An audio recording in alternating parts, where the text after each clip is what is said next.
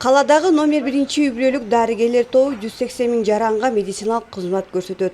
Жыл өткөн сайын элдин саны дагы көбөйүп, жаңы имаратты куруу зарылдыгы жаралган. 2022 жылы баштадык. Ошол 2022 жылы декабрь айында башталды. Декабрь айынын башында башталды. Ошол боюнча эми курулуш токтобой эле келип жатат. Эми акча маселесин карасак, акча деле токтобой эле мындай эле берилип жатты. Өзү жакшы эле болду. Эми бизде кармалганы өзү суук түшкөнүнө байланыштуу ошого окшогон нерселер менен кармалып калды да стройкачы. А так болбосо жакшы эле базычы. Имаратта медициналык заманбап жабдыктардан сырткары атайын мед кызматкерлер үчүн жыйындар залы да каралган. Ошондой эле дартты аныктоочу клиникалык борбор да камтылган. Ичинде 3 этажга конференц зал берилген, 85 орунду алар каралган экен. Биринчи этажды бардыгын үй-бүлөлүк дарыгерлер ээлейт экен.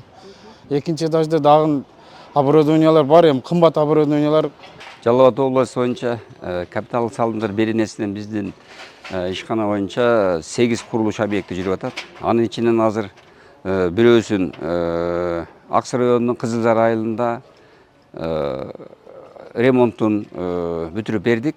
Андан сырткары Жалал Абад шаарында перинатальный борбор деп коет, төрөткананын бир түрү маселен. Ошол 3 этаждуу здание бүтүп атат. Сузак районунун Сузак айылындагы 40 орундуу жугуштуу оорулар бөлүмү бүтүп атат зданияны. Белгилей кетсек, Жалал Абад шаарындагы номер 1 үй-бүлөлүк дарыгерлер тобунун эски имараты 1958 жылы курулган.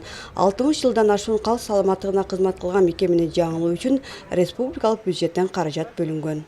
Гүлзина Мөндөева, Чыңгыз Абдыкадыров, Жалал Абад шаары.